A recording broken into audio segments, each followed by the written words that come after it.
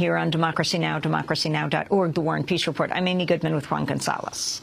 Well, 10 days into the government shutdown, lawmakers are under increasing pressure to come to a resolution. House Speaker John Boehner and Majority Leader Eric Cantor met for the first time in days on Wednesday with House Minority Leader Nancy Pelosi, but no deal has been reached. Meanwhile, Reuters is reporting jobless claims rose by 66,000 in the latest week, the highest since March. We're joined right now by a lawmaker who's called the shutdown a charade. Congressmember Raúl Grijalva of Arizona, co-chair of the Congressional Progressive Caucus, wants a halt to oil and gas exploration on federal land until the public can also enter. And he's also found time to push for the passage of immigration reform that includes a path to citizenship. As thousands gathered on the National Mall Tuesday to rally in support for an immigration bill, he joined 7 other Congress members, all Democrat, in getting arrested after they linked arms and blocked a street. The National Mall was closed at the time due to the government shutdown, but the Park Service allowed the rally as an expression of First Amendment rights. Yes, Congressman Grijalva is joining us from the Cannon Rotunda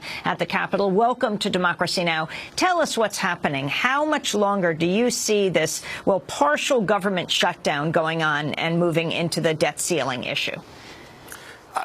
I think that there was a strategy to try to blend the two and create a real crisis in terms of extracting more concessions, more giveaways on the part of the Democrats and the administration. I think that was a strategy.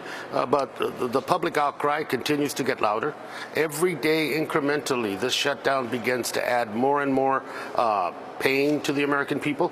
And the piecemeal let's fix this little part because we've been criticized that the Republican majority is attempting every day on the floor, whether it's Head Start, whether it's Impasse aid, whether it's making sure the troops get paid. All these issues are not taken away from the fact that this shutdown is contrived.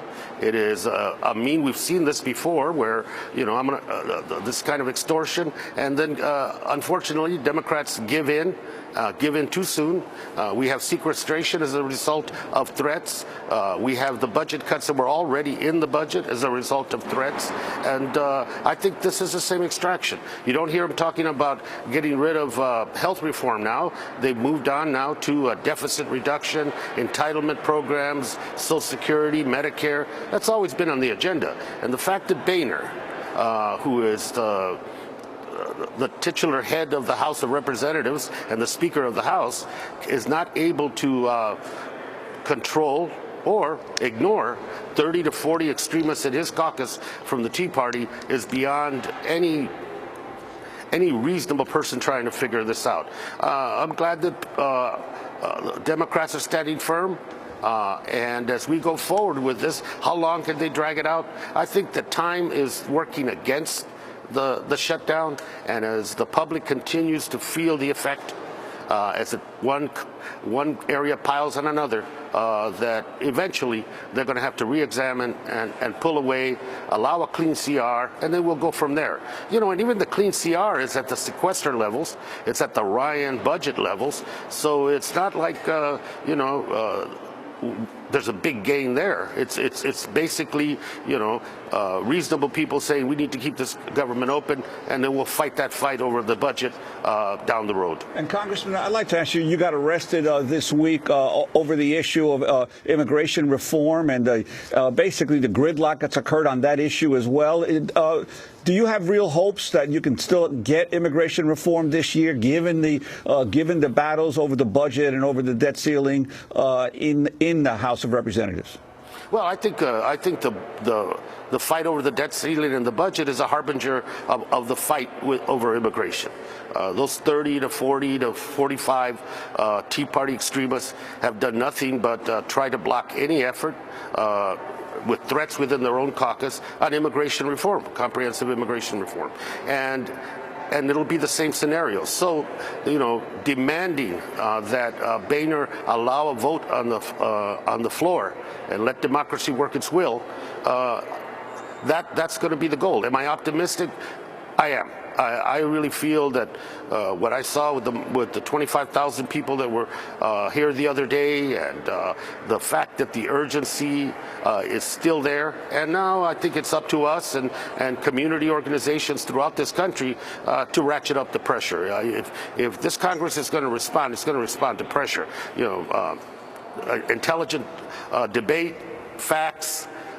Don't seem to move this Congress. So it's going to have to be public pressure, and those of us that got arrested, and what a privilege to be part of that day, and what a privilege to be alongside John Lewis and my esteemed colleagues to say, we're part of this urgency, and there's some of us in Congress that are not going to allow you to put this on the back burner or to continue to ignore, which I believe is one of the, if not the priority domestic issue that this government has to deal with in this country. Congressmember Grijalva, although the shutdown is attributed to the Tea Party, isn't this John Boehner, the Speaker's shutdown? Because if he simply brought the issue of the shutdown to a vote, it's quite clear that a number of Republicans would join the Democrats in ending the government shutdown, but he won't. Can you explain why that is, and why he, particularly this emphasis on the Speaker himself, is not more prominent? Well, the role of the Speaker has always been to bring legislation and try to reach compromise and try to move an agenda. Boehner's agenda has been nobody's been able to define what his agenda is. At the beginning of this session, it was Cantor and Ryan basically running the House. They faded into the background a little bit. Boehner, and now it is people like Gomer and Steve King and other members of that Tea Party faction that are running the Congress and the House. But Boehner could call a vote, right? And today he could just call the vote. He's the one who has that power to do it. He has absolute power with regards to that, and the fact that he's not, and the fact that he's prolonging this, and the fact that he is unwilling to even have a plan as to what he wants to negotiate or how he wants to get out of this mess that he created. He has the power. He needs to exercise some courage, and he needs to put the interest of this country ahead of whatever fears he might have. I think, it's a speakership full of insecurity, and that insecurity is being played out on a huge stage. Talk about Congressmember. Yeah. Talk about Social Security now being put on the table, and President Obama accepting it in order to negotiate an end to all of this. That's regrettable. Regrettable when the president put it on the table, and even the fact we're having that discussion about change CPI is unbelievable. 111 members of Congress, if not more, wrote to the president and said, we do not support putting change CPI or any discussion about Social Security as part of any deficit reduction or debt ceiling. And then 27 said, if you put it on, we will vote no. And I think that sentiment remains. And I think the White House and the Democratic leadership have better pay attention to that sentiment, because it is real. It is our base. It is something that we fought for. And all of a sudden, to make it a throwaway issue in this discussion is something that support for that initiative. That is not compromises. That's what's happened for the last 4 years, 3 years under Republican leadership in the House. We capitulate, and then we call it a compromise. Change CPI should not and cannot, and many of us, including myself, are prepared to vote against any package that includes that. And we just have about a minute, but your response to this absurdity that with the shutdown, the national parks are closed to the public, but that private companies can continue to work in them to exploit the resources there? To drill? Yeah, those are public resources. We've had for the Interior Department sometimes seems like a real estate department, giving out drilling and excavation permits right and left. And so while concessionaires are closed, people cannot use the businesses, services, or scenery of our great national parks. They're locked out, and the workers are locked out of their jobs.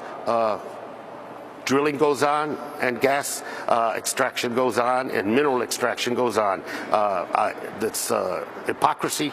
And so if the hurt is to be on the public and the workers that are locked out, then those people making a profit off public lands of which they pay very little for, that resource, they need to be shut down as well. Congressmember Grijalva, has the insurance website in Arizona started to work yet?